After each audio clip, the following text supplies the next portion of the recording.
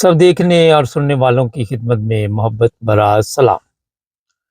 پچھلے دنوں آپ سب کے علم میں ہے، سیف اللہ نیازی شاید پولیس والے کا نام ہے، اس کو قتل کیا گیا۔ اب جو چیزیں سامنے آ رہی ہیں، میں نے کہا اس پہ بات چیت کرنی اس لیے ضروری ہے کہ میڈیا تو خاموش ہے، لیکن سوشل میڈیا پہ طوفان آیا ہوا ہے، اور کوئی اسے شہید لکھ رہا ہے، کوئی اسے لکھ رہا ہے کہ اچھا کیا، اس کو قتل کر دیا گیا۔ مختلف رائے ہے، لیکن اکثریت کیا کہہ رہی ہے، اس پر آج بات کریں گے۔ وہاں کے جو لوگ تھے مقامی، جب ان سے بات چیت ہوئی تو انہوں نے کہا کہ ایک نمبر کا حرام خور انسان تھا، اور لوگوں کو تنگ کرتا تھا، کبھی کسی غریب کا ٹھیلا اٹھوا دیتا تھا، اور ہر بندے کو اس کا کام تھا گالیاں دینی، چاہے وہ کوئی بھی دکاندار ہے، اس کو بھی جا کے ماں بہن کی گالیاں دیتا تھا، اور لوگوں کا جینا حرام کیا ہوا تھا۔ لوگ اس سے بڑے پریشان تھے۔ اب اس لڑکے نے جس نے قتل کیا ہے، اس کی چھوٹی بہن ہے، اس کا بھی بیان میں نے سنا۔ وہ کہتی ہے کہ ہم اس کی بڑی عزت کرتے تھے، جو پولیس والا قتل ہوا ہے، مگر وہ گندی گالیوں کے علاوہ کچھ نہیں کسی کو بھی دیتا تھا، اور یہ بھی پتہ چلا کہ کوئی بتا شتا بھی لیتا تھا دکانداروں سے، اور دکاندار جو تھے وہ اتنے پریشان تھے کہ انہوں نے شکر کیا۔ اب شہید جو بندہ کہہ رہا ہے، اسے بھی پتہ چلنا چاہیے کہ ایک بدکار انسان، رشوت خور، حرام خور، اور اب میں کیا کہوں، وہ تمام کام اس کے اندر تھے، جس کی وجہ سے اسے اس بچے نے قتل کر دیا۔ جس نے قتل کیا ایک بچی کا باپ ہے، اور پھر اس کی بیوی امید سے ہے، اس کی بھی تصویر آپ بورڈ پہ دیکھ لیں گے۔ وہ بیچاری رو رہی ہے کہ کیوں قتل کیا، ظاہر ہے اس کا گھر برباد ہو گیا۔ اب بڑی تعداد میں لوگ جو ہے وہ اس کی حمایت میں نکلے ہوئے کہ اس لڑکے نے ٹھیک کیا، ایسے لوگوں کا یہی انجام ہے۔ یہ چیزیں جو ہے پولیس والوں کو ہضم نہیں ہو رہی۔ کچھ وکلاء ہیں، وہ بھی اس بچے کی حمایت میں آگے نکلے ہوئے ہیں، لڑکے کی، لیکن پولیس ایک سازش کر رہی ہے، اور وہ بتا رہی ہے کہ جناب ہم نے اس کو پکڑا، یہ بھاگ گیا تھا، مگر مقامی جو لوگ ہیں ان کا کہنا تھا کہ ہم نے اسے کہا تھا کہ بھاگ جاؤ، وہ کہنے لگا نہیں میں کیوں بھاگوں، اور وہ وہیں پہ کھڑا رہا۔ اس نے کہا میں نے یہ قتل کیا اور میں کہیں نہیں بھاگ سکتا، اور پھر 15-20 منٹ بعد پولیس آئی، انہوں نے گرفتار کر لیا۔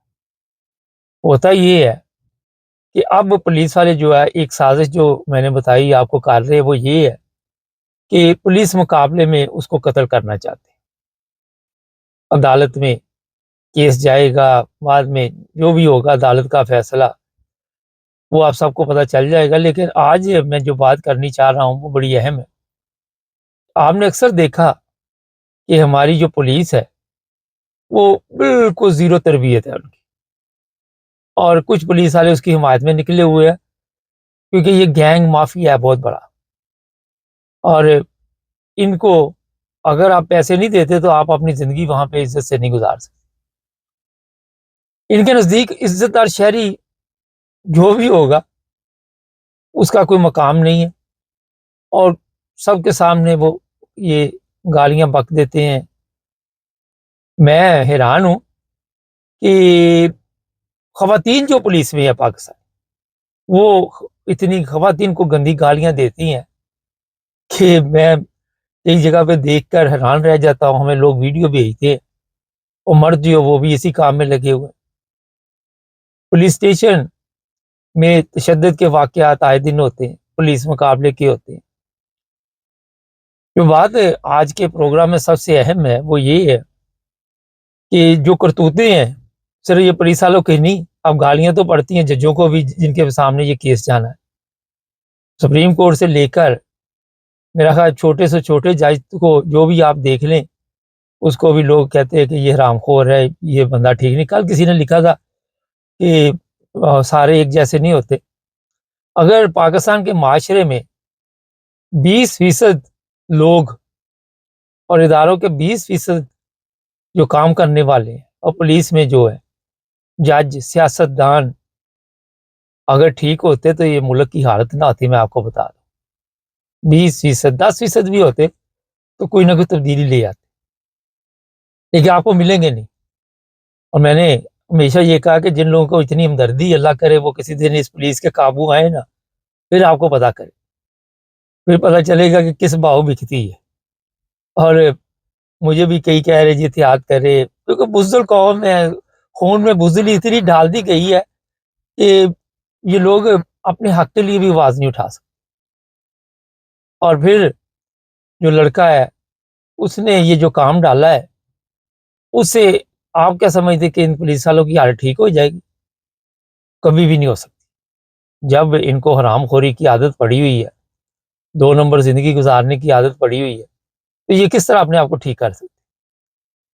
اس لڑکے کی بہن نے کہا کہ ہمارا بھائی بہت اچھا تھا اور ماں باپ کی بڑی خدمت کرتا تھا۔ جو محلے کے لوگ ہیں انہوں نے بھی اس کی تعریف کی کہ بہت اچھا لڑکا تھا۔ اس بندے نے مجبور کیا کہ وہ ایسا راستہ اپنائے کہ اس کو تو جہنم میں اس نے بھیج دیا، لیکن اس بیچارے کی اپنی بھی زندگی جو ہے وہ ظاہر ہے پاکستان جیسے ملک میں مشکلات کا شکار ہوگی۔ جو لوگ اس کو مشورہ دے رہے تھے کہ بھاگ جاؤ، بعد میں اس کی بہنوں کو، اس کی بیوی کو، سب کو انہوں نے پولیس میں لے جانا تھا، اور وہاں پہ جو حشر کرتے ہیں وہ آپ سب کے علم ہے۔ ابھی بھی وہ چھوڑیں گے نہیں ان کو، ابھی بھی ایجنسیاں جو ہوگی ان کو تنگ کریں گی۔ یہ میں اس لیے آپ کو بتا رہا ہوں کہ A to Z چھوٹے سے لے کے بڑے تک اداروں میں لوگ بیٹھے ہوئے، بہت بڑی مافیا ہے۔ ان کے ساتھ آپ پنگا نہیں لے سکتے پاکستان میں رہ کے۔ ان کے ساتھ پنگا لینا سمجھے کہ اپنی موت کو دعوت دینی۔ اور وہاں پہ شریف آدمی کا زندہ رہنا بڑا مشکل ہے، یہ بھی میں آپ کو بتا دوں۔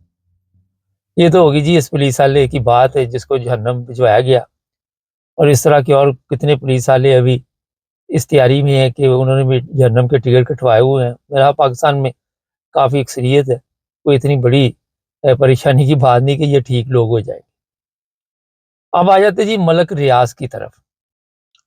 ملک ریاض جو ہے اس کے لیے جناب پاکستان میں زمین تنگ کر دی، اور وہ آج کل دبئی میں ہے۔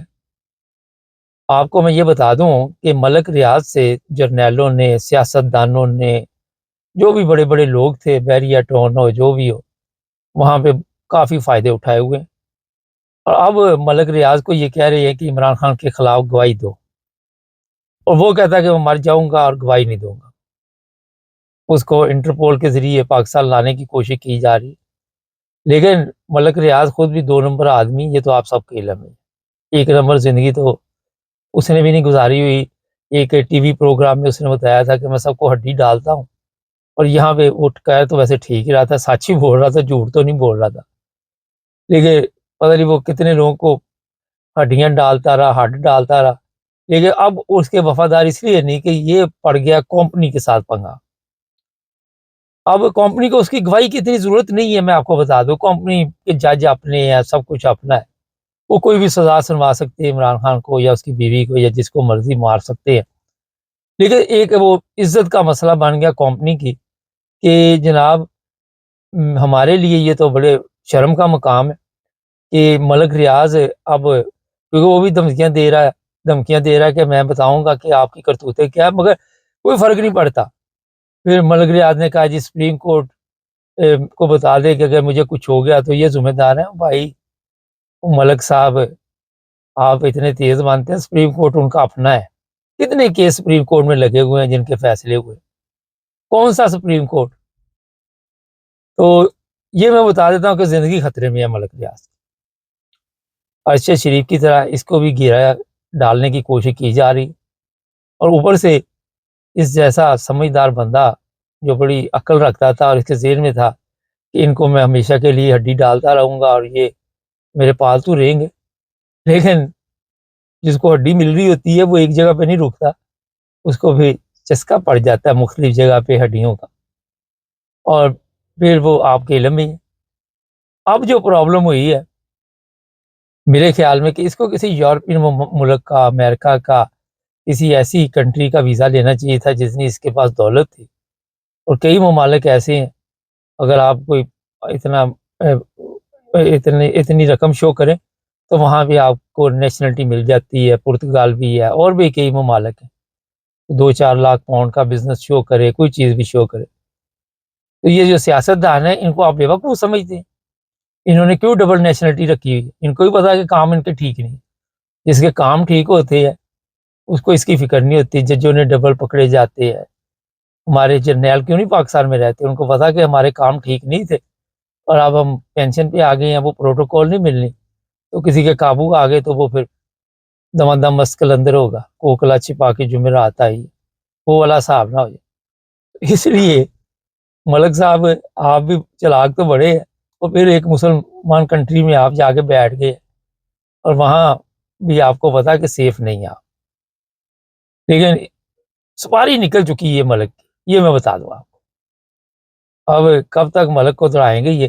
کیونکہ ان کا پروگرام یہی ہوتا ہے کہ دڑا کے مارو یا اندر بند کر کے تو پھر مارو، جس طرح عمران خان کو بند کیا ہوا ہے، اور سودے بازی ہو رہی ہے، کبھی کچھ ہو رہا ہے، کبھی کچھ ہو رہا ہے، کبھی مذاکرات۔ ہم نے تو شروع میں کہہ دیا تھا کہ مذاکرات وغیرہ تو ایک ڈرامہ ہے، یہ بیوقوف بنا رہے ہیں لوگ، اور وہی ہو رہا ہے جناب۔ یہ جو مافیا ہے اس کے سامنے آپ نہیں ٹھہر سکتے۔ ان کی تصویر کے دو رخ ہیں، ایک جو ٹک ٹاک پہ چل رہی ہے، ڈراموں میں چل رہی ہے ان کی تصویریں، اور ایک پیچھے ہے بھیانک جو ہے ان کا رخ جو ہے تصویر کا، وہ بھیانک وہ پیچھے ہے۔ تو پاکستان جیسے ملک میں پولیس والے ہے یا دوسرے تیسرے لوگ ہیں، ایک شریف آدمی وہاں پہ زندگی گزار نہیں سکتا۔ میں آپ کو یہ ملک ریاض نے بھی کہا تھا، آپ نے سنا ہوگا اس کا ایک انٹرویو۔ ناظرین، یہ میں آپ کو ہمارا بتا دیتا ہوں کہ بڑے دعوے کیے جا رہے ہیں کہ امریکہ کے شاید پریشر کے ساتھ کچھ تبدیلی آنے والی ہے، لیکن اس سودے بازی میں عمران خان رہا اگر ہو بھی جائے ابل تو مجھے نظر نہیں آ رہا، تو وزیر اعظم نہیں اس نے بننا۔ مجھے پہلے یہ بھی میں بتا دوں کہ یہ بھی پتا کہ نہیں رہا ہوگا۔